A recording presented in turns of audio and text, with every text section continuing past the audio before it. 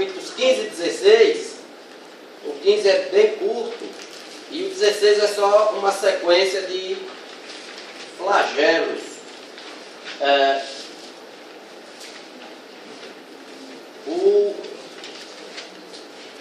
Continuamos a estudar Apocalipse no ritmo de João. O ritmo de João é aquele ritmo apressado. João está com pressa do negócio acabar.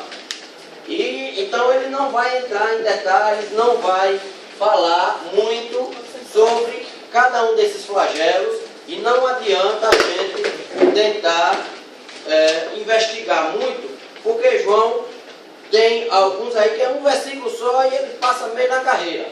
Então a gente tira as lições principais e acompanha no ritmo de João.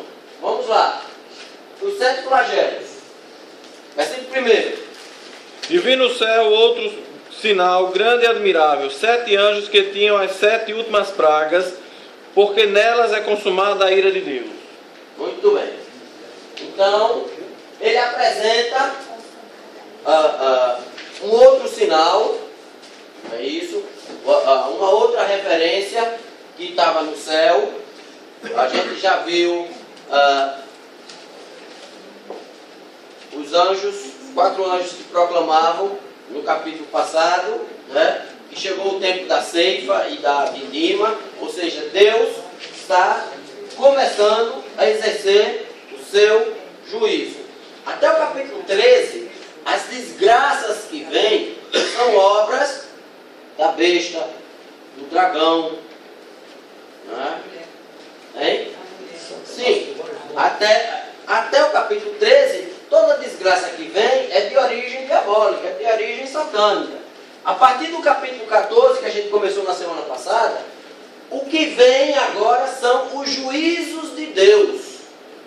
A diferença básica, nós já vimos, só para não restar nenhuma dúvida, que as desgraças até o capítulo 13 têm por objetivo produzir destruição, acabar com a raça humana. A partir do capítulo 14, o que vem de coisas ruins tal, e afiliados, tem o objetivo de purificar, de purgar a criação. Não é? Então nós vamos ler o texto de hoje, e ainda os 2 próximos estudos, 17 e 18, ainda estão aí nesse contexto de purificação. É Deus enviando os anjos para exercerem, no caso de hoje, flagelos, para purificar a humanidade. Então, com isso se completa a ira de Deus sobre, para usar a expressão de Paulo, sobre os filhos da desobediência.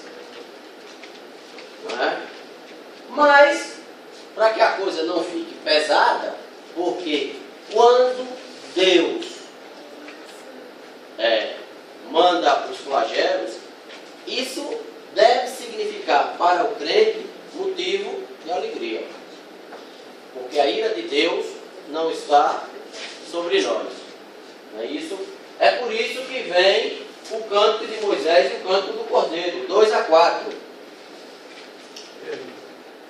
E vi como um mar de vidro mesclado de fogo, e os vencedores da besta, da sua imagem e do número do seu nome, que se achavam em pé no mar de vidro, tendo harpas de Deus. Entoavam o canto de Moisés, servo de Deus, o canto do Cordeiro, dizendo: grande e admiráveis são as tuas obras, Senhor Deus Todo-Poderoso. Justo e verdadeiro são os teus caminhos, ó Rei das nações. Quem não temerás e não glorificará o teu nome, ó Senhor, pois só tu és santo? Pois isso todas as nações virão e adorarão diante de ti, porque os teus atos de justiça se fizeram manifestos. Aleluia. Pode ir até o final do capítulo. Depois dessas coisas, olhei, e abriu-se no céu o santuário do tabernáculo do testemunho. E os 7 anjos, que tinham os 7 flagelos, saíram do santuário, vestidos de linho puro, resplandecente, e cingidos ao peito com cintas de ouro. Então, um dos 4 seres viventes deu aos 7 anjos 7 taças de ouro, cheias da cólera de Deus, que vive pelos séculos dos séculos. O santuário se encheu de fumaça, procedente da glória de Deus e do seu poder, e ninguém podia penetrar no santuário, enquanto não se cumprisse os 7 flagelos dos 7 anjos. Muito bem. Enquanto no céu usar a expressão aqui, os que haviam vencido a besta e estavam num lugar que, aos olhos de João, a gente sabe, tudo que João vê, tenta descrever e é meio complicado. Parecia como um mar de vidro misturado com fogo, era um negócio assim que não dá bem para dizer o que era, né? E eles estavam cantando o canto de Moisés e o canto do Cordeiro, ou seja, o canto dos vitoriosos, o canto de vitória, né? Declarando a grandeza de Deus e que Ele é Rei das nações e que finalmente chegou o dia em que Deus estava exercendo a sua justiça. E enquanto isso, então, abriu-se no céu o santuário, o tabernáculo de Deus, para de lá vir a justiça a ser executada. Outra coisa que a gente já falou também para lembrar, quando a gente fala no juízo de Deus, a gente tem que lembrar que sempre que a Bíblia se refere ao juízo de Deus que está por vir, a gente tem que lembrar que o juízo de Deus é execução da sentença e não avaliação do condenado ou do réu. Quando diz, chegou o dia do juízo de Deus, significa, chegou o dia de se cumprir a sentença. Então abriu-se o céu e lá, então, 7 taças de ouro foram dados para 7 anjos, e distribuírem os 7 flagelos. Semana passada, eu estava lendo um comentário e o cidadão, tentando uma engenharia acrobática, é assim a palavra? Se não é parecido com essa. Tentando fazer o casamento desses 7 flagelos com as pragas do Egito. E essa conta não bate. Exatamente por isso. Porque lá são 10 e aqui são 7. Alguma coisa vai sobrar. Então, essa interpretação é forçada. Aí ele começou, porque a tal flagelo se refere a tal praga do Egito, e foi e arremessou. Aí tem que juntar 2 pragas no flagelo só. Eu digo, é melhor deixar quieto, não inventa. Não inventa. Esse tipo de interpretação é forçar demais a coisa, não anda por aí. Os de lá são os de lá e os de cá são os de cá. Até porque o último flagelo, ou a última praga do Egito, que é a morte dos primogênitos, não tem semelhante na história. Nem Apocalipse, nem lugar nenhum. Aí só aconteceu ali. É desses fatos únicos da história bíblica. Então, as taças de ouro, e o detalhe, ouro simboliza o quê? Riqueza. Na Bíblia é mais pureza. Então, Deus envia a sua ira em taças de ouro. Ou seja, João com isso está nos ensinando que as intenções de Deus são puras. Reforça a ideia de que Ele está purificando a criação.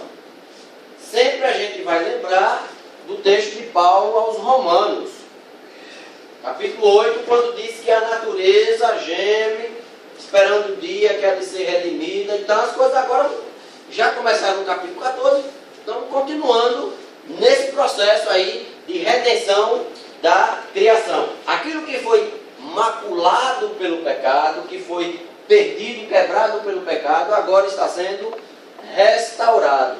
E é claro que nesse processo de restauração, como todo processo de restauração, exige quebrar uma coisa ali, mexer outra coisa acolá, queimar outra coisa mais adiante, né? Não se restaura nada sem uma forçadazinha. E é o que vai acontecer. Mas sabe por que essas taças estão cheias? As orações dos santos. Da fumaça da glória de Deus. Aí a gente, como sempre faz, se reporta a uma outra passagem do Antigo Testamento. Consagração do templo e do tabernáculo. O templo e o tabernáculo consagrados, em ambas as situações, eles ficaram cheios do Espírito Santo. A fumaça da glória de da Deus. fumaça da glória de Deus. A expressão é a mesma. A glória que enche o santuário, que confirma a presença de Deus naquele lugar, não é isso? Porque, vou pegar só o exemplo do templo, podia ser qualquer um. Davi projetou, Salomão construiu, no dia da inauguração, ele fez o que se eu fosse rei eu fazia também, né? Ele chegou com o sacerdote seu entre primeiro. Se eu fosse rei, reparei, né? Ele era rei, né? Não faria isso não, ele tirou o sacerdote entre primeiro. Então ele entra, a primeira oração do templo, quem faz é o próprio rei Salomão, não é assim? Lembra da história? Enquanto ele está orando, então a fumaça vem e enche. Isso simboliza que Deus estava descendo. Veja, a gente está com a mentalidade do Antigo Testamento, né? Que Deus está descendo, ocupando aquele espaço e confirmando que aquele era o lugar escolhido para a sua habitação. E que de lá ele ia ministrar para o povo. Nós estamos usando aqui a mesma figura, a fumaça da glória de Deus, que enche o templo, e é dessa fumaça que as taças de ouro estão cheias, confirmam que a ação dos anjos, com os flagelos, ou as pragas, ou as desgraças, ou seja o nome que você queira dar, é a ação de Deus tomando posse da terra, que é dele desde o princípio. O diabo pensa que é dono de alguma coisa, mas não é dono de nada. Diga, irmão Dernival. Sim, o comentáriozinho do irmão Dernival, tá? Olha, o 15:7. O 15:7, vamos lá. Eu vou ler o 5:8. E havendo tomado o livro, os 4 animais e os 24 anciãos, prostraram-se diante do cordeiro, tendo os todos eles harpas e salvas de ouro, cheias de incenso, que são as orações do santo. Não tem a ver com isso, não? Mas isso é Viu lá bem? atrás. As salvas ou taças cheias de ouro, cheias de lembram aqueles que em Apocalipse 5:8 carregam incenso representando as orações do santo. Sim, mas aqui não tem incenso. Mas tem as... Peraí. As taças cheias de quê? Fumaça. A fumaça. É. De ira. Lembram aquelas que em Apocalipse... Vira aqui, Moisés, que eu peguei. Lembram aquelas que em Apocalipse 8 carregam incenso. Pode até lembrar, mas aí nós temos a mesma questão das pragas, uma questão matemática. Nós estamos agora com 7 taças e lá em 5 são 4. Lá no capítulo 5 são 4 taças.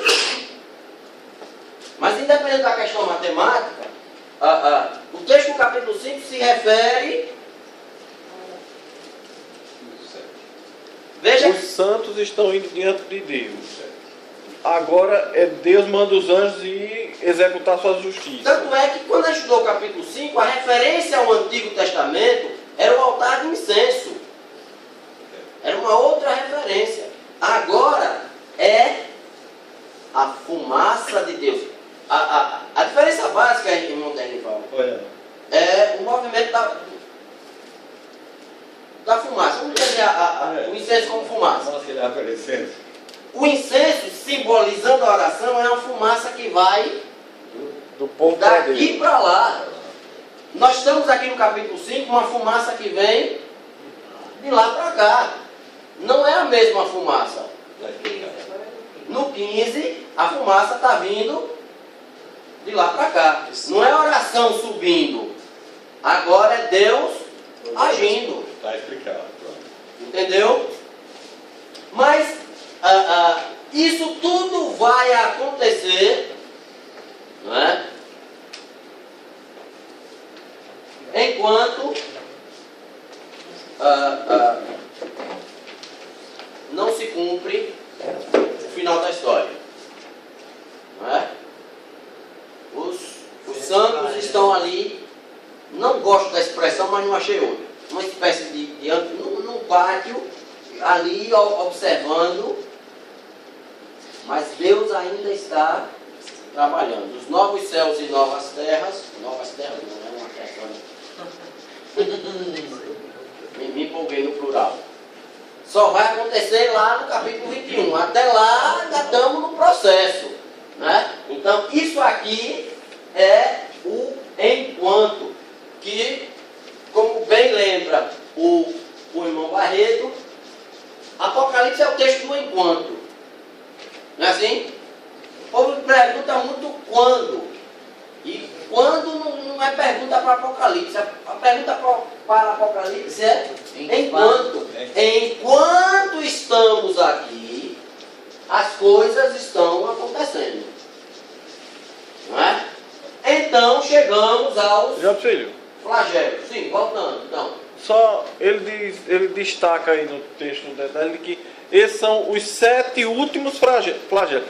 Então, no conceito aí, ele está dizendo, agora, depois disso, aí que vai chegar o fim da história, exatamente. né? Aqui é Deus botando o resto que falta, né? São 7 últimos. Que vai emendar com 17 e 18, capítulo 17 e 18, que ainda estão dentro do mesmo contexto, né? A partir do capítulo 19, aí já é O fim. o fim. Até o capítulo 18, Deus ainda está arrumando a casa. Eu acho que assim, ele está ainda sendo na área lá no céu, está se preparando para Não, mas isso aqui acontecer. Esses flagelos acontecem na terra. Sim, mas esse ponto aqui do capítulo 15 é como se ele estivesse ainda vendo lá no céu, né, Deus preparando essas coisas e começando a jogar esse flagelo na Os terra. anjos vêm trazendo de lá para cá. Isso. Né? Está vendo uma visão do céu, depois ele vai lá para frente. O texto não é claro, em momento nenhum, e aqui principalmente, Onde é que vão estar? onde é que João estava. Eu já vi muita gente dizendo que João estava no céu. Pode estar. Sim. Mas o texto não é claro. O texto não diz claramente em lugar nenhum que João estava no céu quando viu Mas isso. parte do princípio que ele teve uma visão. Né? Então, Sim, mas se tem uma visão, ele não está. Ele está ter uma visão, ele pode estar daqui vendo o negócio Isso, lá. é. Ou pode estar lá e olhando o que está perto. Não é não? É o olho. É Nada verdade. impede. É, o Né? olho é. Hein? O olho, até porque é uma visão espiritual. Isso. E visão espiritual não depende de geografia. Ele podia estar aqui, podia estar lá. Né? O que a gente sabe é que quando a visão começa, lá no capítulo 1, ele estava exilado na ilha de Patmos. É a única informação que se tem. Daí então eu vi. Sim. Onde é que ele estava? Não sei. Que ele viu, ele viu. Quando foi chamado, sobe para. Mas aí não sobe pra cá. Aí sobe já lá no fim. Só disse que ele estava na ilha de Patmos, somente. Sim. Mas não. Mas toda essa visão é uma visão espiritual, não é isso? O corpo dele estava em pato, mas Visões espirituais não dependem de posicionamento físico, de posicionamento geográfico. Ele podia estar fisicamente em Patmos e vendo o que acontecia em lugares distantes. Ele ouviu uma grande voz de trás dele. Sim, Estava lá em Patmos ainda. não necessariamente. Ouviu uma voz Eu ouvi atrás. uma voz atrás dele. Agora Ele outra podia estava estar em logo qualquer dele. lugar, é isso que eu estou dizendo. Não é não? Eu sei que a voz vinha lá de cima. Sim, é isso que eu estou dizendo. Se você acreditar que ele estava no céu, tudo bem. O que eu estou só dizendo é que o texto não é claro em dizer onde ele estava. A visão começa, ele está exilado na ilha de Patmos. Depois disso, tem o livro todo. É Apocalipse. uma série de visões espirituais, e visões espirituais não dependem de posições geográficas. Não é verdade? Você pode estar no Brasil e Deus lhe dá uma visão do que está acontecendo na Rússia. Não é não? Você não precisa ir para a Rússia para ver o que está lá. Não é assim? Daqui você vê o que está acontecendo lá, porque Deus lhe dá essa visão. Ninguém pode especificar se ele está fora da ilha de Guarda. É porque no começo disse que ele estava. Sim, mas não é isso que eu estou dizendo. Uma coisa é o capítulo 1. Depois ele vem. Ele simplesmente disse, o versículo 1, o capítulo 15. Ainda vi no céu outro sinal. Não é assim? Onde é que ele estava? Ele viu no céu. Ele podia estar na terra e estar vendo uma coisa no céu. Não é não? Podia estar no céu e olhando do lado e vendo o que está acontecendo por ali. O texto, para ser fiel ao que está escrito, ele só diz, eu vi no céu. Não é? Mas vamos aos flagelos. Olha aí, essas são as imagens que eu acho na internet. Eu gosto de olhar essas coisas porque atiça a curiosidade. Vamos lá, os 7 flagelos. Ou algumas traduções podem ter 7 pragas. Não é? E ouvi vinda do santuário uma grande voz que dizia aos 7 anjos, ide e derramai sobre a terra as 7 taças da ira de Deus. Então foi o primeiro e derramou a sua taça sobre a terra, e apareceu uma chaga ruim e maligna nos homens que tinham o sinal da besta e que adoravam a sua imagem. Só antes da gente prosseguir, lê o versículo 1 do capítulo 15 e o versículo 1 do capítulo 16, para a gente comparar. E vi outro grande e admirável sinal no céu, 7 anjos que tinham 7 últimas pragas, porque nelas é consumada a ira de Deus. Pronto, então, o 15, 1. Ou seja, ele viu as 7 taças com as 7 últimas pragas, 7 últimos flagelos. Não é isso? Cada um com a sua. Cada um com a sua. Cada um com a sua. Mas por enquanto eles estão quietos. Cada um recebeu a sua e ficou lá. Anjo cumpre ordem. 16. Ouvi, vindo do santuário, uma grande voz, dizendo aos 7 anjos, ide, derramai pela terra 7 taças para a glória de Deus. Pronto. Veja, no capítulo 15, os anjos recebem a taça. Mas estão quietos. A ordem não veio ainda. O anjo não toma iniciativa, não. No capítulo 16, agora chega a ordem. Vai lá e derrama. Não é isso? E como sempre temos essas sequências em Apocalipse, eu confesso que tenho alguma dificuldade em estabelecer absoluta ordem de sequência. Primeiro tem que ser essa, depois tem que ser essa só vem depois dessa, né? Os anjos saíram a derramar suas taças, né? Ele não tem como contar todas de uma vez só. Mas o 15 e o 16 que o irmão mandou ler, com quem depois do 15 ele só viu os anjos com 7 flagelos. Sim. E no 16, sendo do cumprimento. Exato. No 15 ele recebe. O que eu estou dizendo é a sequência dos flagelos. Eles podem ter sido derramados ao mesmo tempo. Entendeu? É isso que eu quero dizer. Que a ordem foi para todos de uma vez só, Foi né? para todos de uma vez só. Vai Então, e derrama.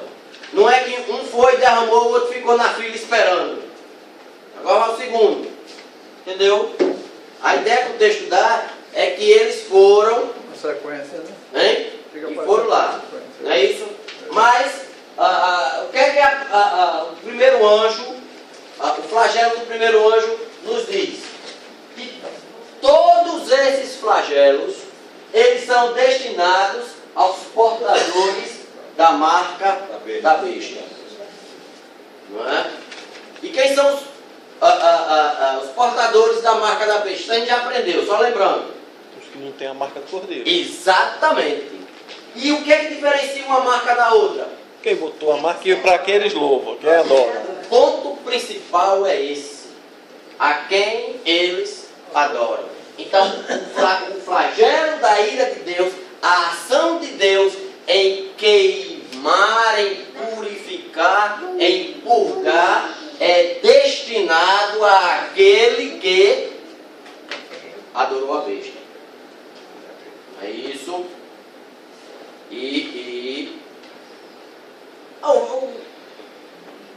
O versículo 2 diz, não é nem figurado, diz literalmente aí, quer ver? Veja aí. Ô, Jaci, Oi. essa adoração não foi espontânea, não. Essa adoração foi porque no dia eu consumi o que ia no supermercado. Então não foi. Essa adoração não foi obrigada. Eles foram obrigados. Eles não podiam consumir o mercado, não tinha só na besta, então eu tenho aceitado na besta. A questão é exatamente essa. Ainda, e o texto é muito claro, um número enorme, porque às vezes nós temos a tendência, ser sincero, de ter a mentalidade do profeta Elias. Qual é a mentalidade do profeta Elias? Ele... Só sobrou eu. Pois é, ô coitado Deus, só sobrou eu. Não é assim? Aí o que é que Deus manda dizer para Elias? Rapaz, toma atento, homem, que tem mais um bocado. Não é assim? Olha, tem alguns que se adoraram, que se prostraram e adoraram a besta. Os motivos aí, cada um tem o seu, a questão não é essa. A questão é que ainda ficaram bastante servos verdadeiros de Cristo que mantiveram a marca do Cordeiro. E se disser, eu adorei a besta porque não tinha o que comer. E os outros? Morreram porque não adoraram. Não, é diferente. Não, preferiram morrer, preferiram ser martirizados, né? Então, em última análise, é uma questão de opção. A quem você quer adorar. Se você vai adorar a Cristo ou adorar ao supermercado. Eu a Cristo. Hein? Eu a Cristo. Até por isso. Todo mundo. Esse cabo é bom. Dá-lhe Fernandinho. Depois dê um abraço à sua avó por mim. Certo? Mas Agora, olhando bem isso. é interessante porque eu gosto de Apocalipse porque é de uma atualidade, fala para os nossos dias. Quantos crentes estão negando a sua fé pelo supermercado, pela prosperidade? Mas não é só isso não, viu? Mas peraí, vamos por aqui, vamos por aqui. Quantos crentes deixam de adorar a Deus para adorar como Jesus disse, ninguém pode servir a Deus e ao dinheiro. Quantos crentes, quantas igrejas hoje, com o nome de evangélica, estão cheias de adoradores do dinheiro? Para a semana eu vou trazer um quadro dessas igrejas. Não, deixa essas Eu vejo na revista. Traga. Mas eu tenho muito cuidado de falar dos outros, rapaz. Vamos falar da gente. Né? Cada um dá conta de si mesmo a Deus. O primeiro flagelo é destinado àqueles que adoraram a besta. Não é isso? Os adoradores. Os motivos podem ser, cada um tem o seu. Era mais fácil, era mais bonito, era mais confortável, estava na moda, seja lá o motivo que for. Para Deus o que importa é a quem você adora. Se você preferiu ser martirizado e continuar adorando a Deus, Deus está dizendo, chegou a hora de cantar o cântico de Moisés e o cântico do Cordeiro. Chegou a hora da vitória. Mas isso aí não vale, o duro que eu estou dizendo, desses adoradores, não pessoal, por exemplo, eu não vou adorar, de jeito nenhum, não quero adorar, mas tem os filhozinhos. Sim, mas toda adoração é pessoal. O negócio é tremendo, é um negócio de Não, ninguém. mas irmão Enio, Todos os filhos. irmão Enio, a adoração sempre é pessoal. Eu adoro a Deus. O irmão adora a Deus. O seu filho, ele pode adorar a Deus ou não. É pessoal. Eu vou fazer uma comparação aqui apenas. Como vai? Para a gente seguir adiante. Saíram do Egito mais de 600 mil hebreus. Sim, Foi isso? sim. Quantos ficaram no caminho? Tirando Josué e Caleb todos. Quantos ficaram? Quantos ficaram no caminho? Só entraram no povo. Tirando Josué e Caleb, todo mundo. Bem assim é lá para cima. Não ficou ninguém. Mas a questão, aí é um exemplo interessante, mas a questão é exatamente essa. A marca da besta é uma marca pessoal. Ah, mas fulano e cicrano, cada um dará conta de si. Claro. Cada um dará conta de si. É só lembrar Jesus dizendo, olha, no dia que chegar, né, tá dois no campo, como é? Não vai ficar. Na cama, marido e mulher ali, ó, num dia de frio, os dois se vai um e fica o outro, né? Porque a marca da besta, ela é pessoal. Então, a expressão na testa quer dizer exatamente isso. Ela é individual. Ninguém, vou tirar o óculos para não sujar o óculos, viu? Ninguém compartilha a testa. Né? A testa é sua. Eu fiz coisa para meu filho. Né? Então, essa marca, ela produz, a expressão é feridas malignas. Como é que tem aí? Literalmente úlceras, né? Chaga. Chaga ruim e maligna. A tradução aqui é ruim, chaga ruim e maligna. Ou seja, Troço ruim, uma doença brava. Uma doença brava. né? Bicheira, como diz nordestino. Não é assim? Lá também fala bicheira. Pronto, todo mundo sabe o que é. Ou seja, Deus está marcando, está derramando a sua ira, a sua cólera contra aqueles que se recusaram a adorar. Começa, aí diz, mas foi por causa do supermercado. Pois é, supermercado é questão de corpo, né? Preciso comer. Mas é no corpo que você vai começar a pagar. Né? Vamos para o segundo flagelo. Foi o primeiro e derramou a sua salva sobre a terra. Não, já é o segundo. É o versículo seguinte. É 3. E o segundo anjo derramou a sua salva no mar, e se tornou em sangue como de um morto. Morreu no mar toda a alma vivente. Então, o segundo flagelo, como sempre João faz, muito rapidamente, sem entrar em detalhes, simplesmente diz que a taça foi derramada no mar e ficou Como sangue de morto. como sangue de morto. Esse sangue de vida até é bom, esse sangue de vida é feliz. Pois é. Todas as criaturas marinhas morreram. Né? Aí a gente volta a Romanos. A natureza está sendo restaurada. Terceiro flagelo. O terceiro anjo derramou a sua taça nos rios e nas fontes de água e se tornaram em sangue. E ouvi o anjo das águas dizer, justo és tu, que és e que eras o santo, porque julgaste estas coisas. Porque derramaram o sangue dos santos e dos profetas, e tu lhes tens dado sangue a beber, e eles o merecem. E ouvi a voz do altar que dizia, na verdade, ó Senhor, Deus Todo-Poderoso, verdadeiros e justos são os teus juízos.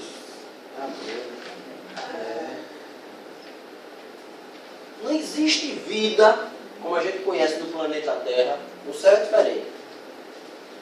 Sem água. A vida humana, dos animais todos, depende da água. Se você retira a água, ou torna ela não potável, você extingue a vida. As águas se tornaram em sangue. Ninguém pode beber, ninguém pode regar o jardim, né? Deus está purificando, está tirando, né, todo o suprimento. Mas, diante de tanta desgraça, dessa morte lenta, o que é dito lá no altar? Tu és justo, Senhor. O que Deus está fazendo é exercendo a justiça. Ele é anjo das águas porque derramou só porque derramou da água, né? É chamado anjo das águas. Só por isso. É um anjo da água, da terra, do mar, da floresta. É um anjo aquático. Né? Aí a gente volta para a visão lá, acho que é do capítulo 9, se eu não me engano, mas depois a gente confere qual é o capítulo, em que João diz que viu debaixo do trono uma multidão de vestes brancas dos mártires que estão clamando: quando chegará o dia da vingança? E o que é dito lá a esses mártires? Espere, vai chegar a hora. Paciência. São esses que agora percebem que Deus está vingando a morte dos mártires. Não é isso que ele diz aí? No seis- Vocês deram de seis é beber. muito claro. Hein? O versículo 6 diz isso É muito claramente. claro, exatamente. Vocês beberam o sangue dos mártires, pois agora vocês vão pagar. Merece. E ele merece. E os santos mártires que clamaram por justiça estão agora adorando a Deus, porque a justiça foi feita. No 6:10. Não é isso? Mas é que dá o sentido dessas coisas aqui, de santificação ou de purificação. Todos os flagelos, todos eles passam por isso. Eu dou a entender com a destruição. Ele manda feridas e tudo aí gemendo depois, isso é mais purificação. Claro. Dose para leão. Entendeu? Não é dose para leão, não, é dose para ímpio. Entendeu? Isso é uma purificação. É por isso que é bom adorar o cordeiro e largar a besta para lá. A pessoa como quem santificando. Mas aqui é da Criação. criação, irmão. Não é santificação, é purificação, é diferente. Ou purificação, purificar. As pessoas. Deus está destruindo Peraí, o que não é puro. Não. Vou usar aqui. De destruir. Não, vou usar aqui um exemplo com a ajuda da minha irmã, que é enfermeira. Quando for masturbar do bicho. Exatamente. Como é que você vai para esterilizar instrumento cirúrgico? Mas a temperatura elevadiça para matar o bicho. A ideia é exatamente essa. Você vai botar fogo, você vai queimar, você vai destruir os elementos nocivos para que o que for útil e proveitoso possa ficar puro. A ideia é essa. Deus está queimando, Deus está destruindo aquilo que os adoradores da besta contaminaram, para que a terra seja então purificada. Né? Volto a dizer, não é uma questão, às vezes a gente fala da vingança de Deus com aquela ideia de que Deus é menino buchudo, né? Ah, pois agora você vai pagar, que eu quero ver. Aí menino buchudo, Deus não é assim. Né? Hein? Por isso que os santos dizem: tu és justo, Senhor. Deus exerce justiça. Mas também lá em cima, como o irmão se lê aqui, que os que estavam, né, já salvos, que foram prejudicados, quando o Senhor fará vingança, quer dizer, O senhor está fazendo agora. uma vingança. Mas vocês sabem de qual texto? A quem pertence a vingança? Deus. Como é que o crente se vinga? Esperando no Senhor. Esperando no Senhor. Quantos textos na Bíblia podíamos citar sobre isso? Não é? Minha vingança, diz o Senhor, eu retribuirei. Né? A ninguém pagueis mal por mal. A Bíblia é recheada de textos de que quem vinga o crente é Deus. O crente não tem direito de se vingar. Entrega ao Senhor.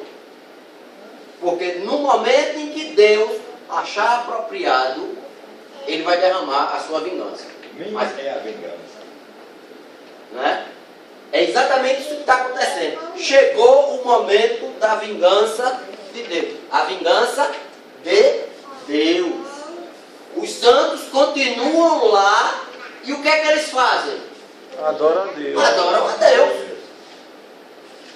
Né? O santo não é que abriu a porta, olha, vocês que foram prejudicados, agora vão lá e se vinguem. Não é assim. Eles eles continuam lá, eles não têm, os santos não têm participação nessa história. Só ver. E adorar a Deus. Deus Todo-Poderoso. Bom, pelo menos eles estão aí, né? Dizendo, reconhecendo que Deus é justo. Eu também desconfio que eles não estão percebendo os detalhes todos, não. Sabe que Deus está exercendo, mas o cara está no céu, lá de cima, olhando para cá, e vendo um bocado de gente cheia de úlcera, no céu meio sem graça. Mas o crente não deve passar. Mas, então vamos lá para o quarto flagelo. E o quarto anjo derramou a sua taça sobre o sol, e foi permitido que abraçasse os homens com fogo, abrasasse.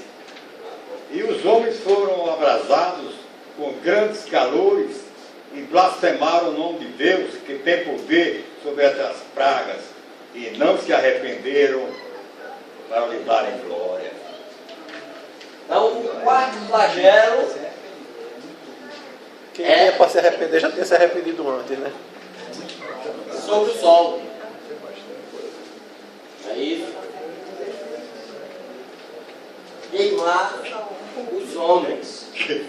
Mas exatamente o que nos chama a atenção aí é exatamente isso.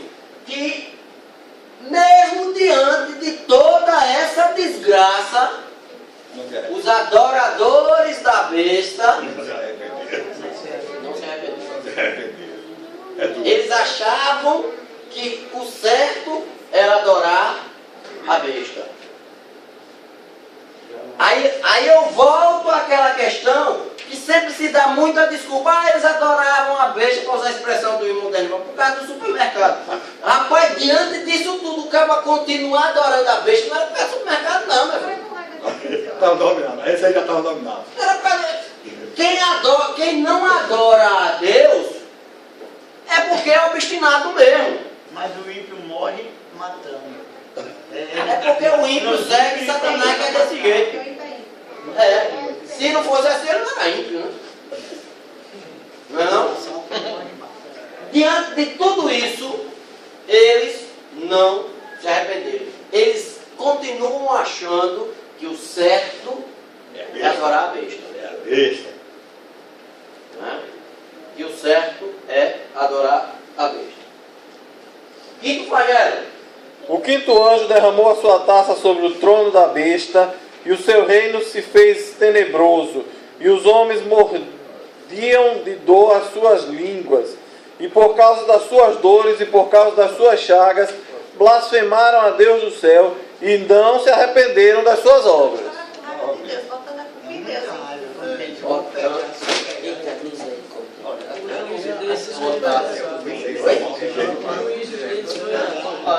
Alto jeito. Presta atenção. Primeira coisa, a quinta taça é derramada sobre o trono da besta. Fácil, fácil. Trono significa o quê? Exatamente. Então, a gente não vai fazer a leitura literal, o Apocalipse não faz sentido, que ele tinha uma cadeira bonita lá e veio a taça e derramou na cadeira. Né? Exatamente. Então aqui é claro, quando ele diz que derramou sobre o trono da besta, é sobre o sistema de poder, né? E quando a gente estudou a besta, a gente observou que esse poder ele é mais espiritual do que temporal. Às vezes se perde muito tempo tentando descobrir as manifestações temporais e esquece de observar que a ação da besta é uma ação espiritual, porque nós estamos numa batalha espiritual, muito mais do que histórica. E ela acontece enquanto, que é a palavra, que é o tempo de Apocalipse, nós estamos vivendo. Chega o momento da vingança de Deus, em que Deus diz: olha, esse poder espiritual que você tem levantado para dominar os homens vai chegar ao fim. Eu vou me vingar. Quem derruba a besta é Deus. Eu já vi gente pregando por aí, e quando você ouvir isso, rejeite o nome de Jesus, que a igreja tem que se levantar para lutar contra a besta. Não faz isso não, que é tomar uma cara tão grande. Né? Quem derrota a besta é Deus. É Ele que derrama a sua taça sobre o trono e diz, ó, agora quem manda sou eu. Você pensou que mandava alguma coisa, mas não manda em nada. Eu é que tenho o controle da história. Esse quinto flagelo também, ele traz outro detalhe. Dor na língua. Mordeu. Mordeu a língua. Mordeu a língua. Aí doeu. Esse símbolo também é fácil de entender. Significa dor na língua ou morder a língua que está no meio. Falar de ódio, de Vai demais. Para de falar a palavra torpe. Mais que isso, Deus diz que eles proferiram blasfêmia. Eles não pararam de blasfemar. Pelo contrário, eles proferiram blasfêmia. A dor na língua é a expressão. Por causa da dor que sentiu. Está dizendo aqui. A dor é tão grande que ele se mordia. Entendeu? Aqui, ó, é um negócio assim. Sim, a língua. Você tá na língua. A língua é a fala, é o discurso, não é? É a maneira. Ou seja, esses que adoravam a besta, deixa eu adiantar logo a outra frase, e que continuam não se arrependendo, eles blasfemam, falam mal de Deus. Né? Por quê? Porque eles não conseguem entender, e a gente tem que ter cuidado para não andar no mesmo caminho, né? Que o que Deus faz é sempre justo. É sempre a manifestação do seu amor e da sua bondade. Mesmo esses flagelos, eles são a manifestação da bondade, do amor e da justiça de Deus. Quem não consegue entender isso, e às vezes tem crente nas nossas igrejas que não consegue entender que tudo que Deus faz é bom, Deus não mudou porque chegou em Apocalipse. Ele continua sendo Justo. E bom. e bom. Ele continua sendo o mesmo, é até João mesmo que diz, né? 1 João 4,8, Deus é. Ele deixou de ser amor aqui. Ele não muda. Né? O que é a blasfêmia? É você atribuir a Deus aquilo que Ele não é. Dói a língua. Diga. Lembrei de outro texto passado. Não, é o quarto ainda. Olha, se eles foram repreendidos, esse pessoal, eles tinham conhecimento da causa, eles faziam, porque sabiam, eles sabiam o processo. Sabia. Quem adora a besta, adora sabendo. É por opção. É por opção.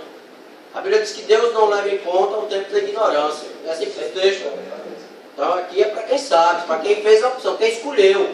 Quem sabia que devia adorar a Deus, mas achou que por comodismo, por ganância, por sei lá, por quê, né? Porque parecia que naquele momento enchia os olhos, né? De prosperidade, riqueza, etc, etc. Né? E optaram por adorar. Eu lembrei que 2 textos que vou citá-los. O primeiro é o texto de Isaías, para exemplificar a questão da purificação. Como é que o pecado de Isaías é purificado? Tenaz com a brasa no fogo. Eles são tenaz. Tenaz é o gancho que pega a brasa. Essa é a palavra que a gente só conhece na Bíblia, né? Mas vocês que já fizeram churrasco sabem, né? Como é. Aquela pega e bota na ponta da língua. Você imagina. Uma brasa na língua. Então, só para lembrar, Ah, outro texto. Sim. A brasa da língua fica torradinha. Ah, É muito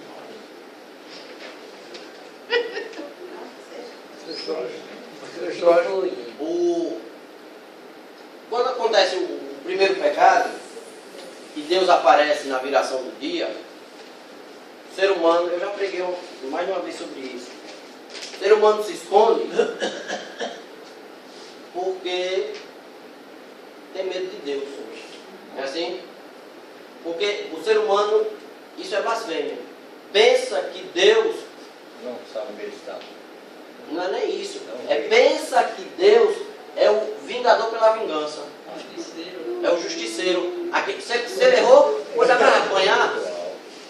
E a ação de Deus é exatamente o contrário. Não, eu não estou aqui, eu estou aqui para lhe salvar, cara. Né? Deus é amor. Me ocorreu outra coisa agora, olha. Porque aqui já sou eu, o senhor. Hein? E hoje saiu, né? Deus que saiu, depois eu volto. Já quem falou de Elias, Elias no Monte Carmelo, ele coloca para o povo: olha, vocês hoje vão escolher, ou seguem a Baal, ou seguem ao Senhor, não é isso? Sem considerar os resultados. Considero já os resultados.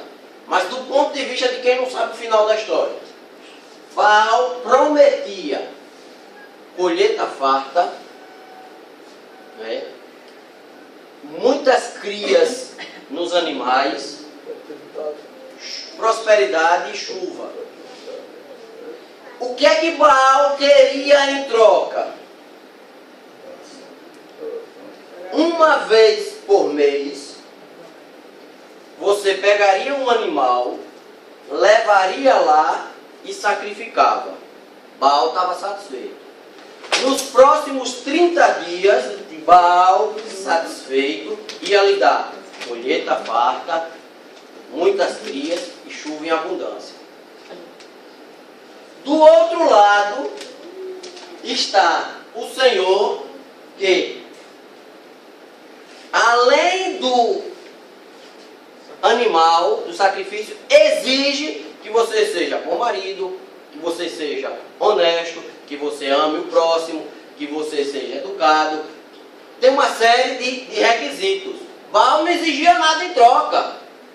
Veja, sem considerar o resultado. É melhor adorar quem? Baal, claro. Não dá trabalho nenhum. Você entrega um animal lá, no outro dia você pode matar, roubar, ser desonesto, faz o que você quiser.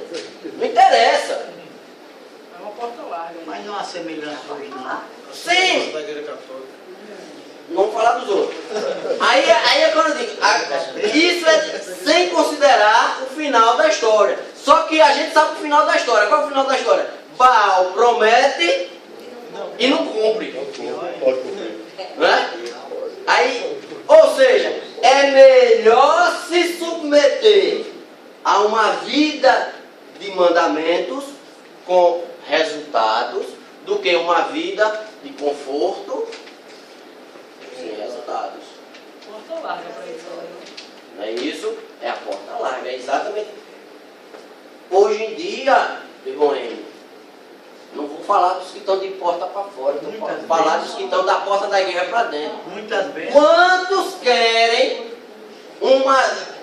na data marcada do carnê, né, chegar e entregar a Deus, pá, amanhã eu faço o que eu quiser.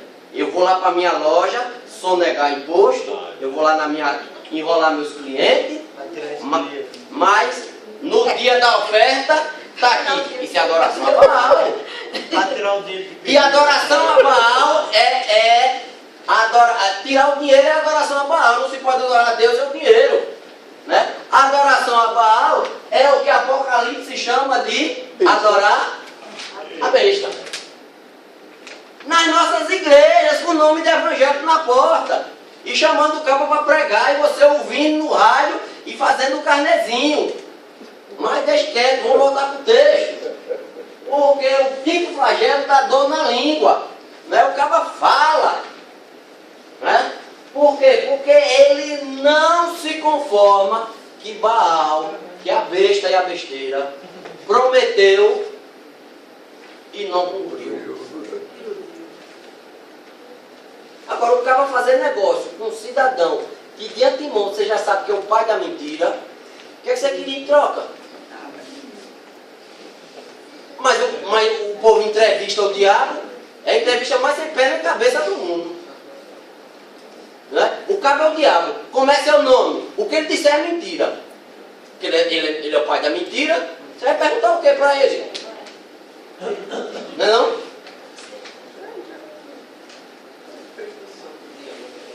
Vamos para frente. O sexto. E o sexto anjo derramou a sua taça sobre o grande rio Eufrates, e a sua água secou-se para que se preparasse o caminho dos reis do Oriente. E da boca do dragão, e da boca da besta, e da boca do falso profeta, vi sair 3 espíritos imundos semelhantes a rãs, porque são espíritos demônios que fazem prodígios, os quais vão ao encontro dos reis de todo mundo para os congregar para a batalha, naquele grande dia do Deus Todo-Poderoso. Eis que vem como ladrão. Bem-aventurado aquele que vigia e guarda os seus vestidos, para que ele não ande nu e não se vejam as suas vergonhas. E os congregaram no lugar que se encheu. Sim, em hebraico chama Armagedon, que é o já está pedindo socorro. Vale de Benchito, em hebraico. Significa a palavra Armagedon. Vamos lá, sexto flagelo. O Eufrates está secando mesmo, viu? Mas não é só ele não, tem outros também que estão. Somente. Né? Só um detalhe geográfico antes da gente continuar. O rio Eufrates é o que banha a cidade da Babilônia. Porque no Iraque há outros rios. Agora a cidade da Babilônia é na margem do rio Eufrates. Não, a cidade da Babilônia, a capital Suzã, é na margem do rio Eufrates. O rio Tigre é outro rio. Né? Então o rio Eufrates, né, é uma referência à Babilônia, que a gente já viu o que é a Babilônia e Apocalipse. O que é a Babilônia e Apocalipse? Certo? Então, voltamos a dizer, aqui não é uma questão geográfica. Não é? O rio Eufrates é o rio que banha a Babilônia. E secando esse rio, mesma história. Você tira o suprimento de vida da cidade. Você tirando o suprimento espiritual do poder da besta, que é simbolizado pela cidade da Babilônia, né?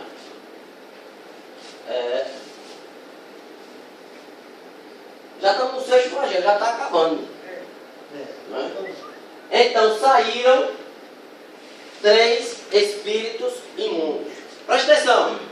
Até aqui, aí é Benézia, a pedra que Samuel botou em Mispa. Tem nada a ver com o sexto. Né? Até aqui, a besta, o dragão, a besta e o dragão tem o terceiro? Falso profeta. De certo modo, eles ainda estão disfarçados, ainda procuram mostrar uma aparência de bondade. Porque já vimos que eles enganam a humanidade porque eles querem se parecer. A trindade satânica. Se tem a trindade divina, eles querem parecer. Tudo que eles fazem é para se parecer com o Cordeiro. Tudo que eles fazem é para se parecer. Até esse momento, no sexto flagelo, eles ainda mantêm a máscara, mantêm a fachada. Talvez seja por isso, muito provável, que até esse momento o povo continua adorando. E não se arrepende. Por quê? Porque mesmo com toda essa desgraça, mas eles ainda mantêm a aparência.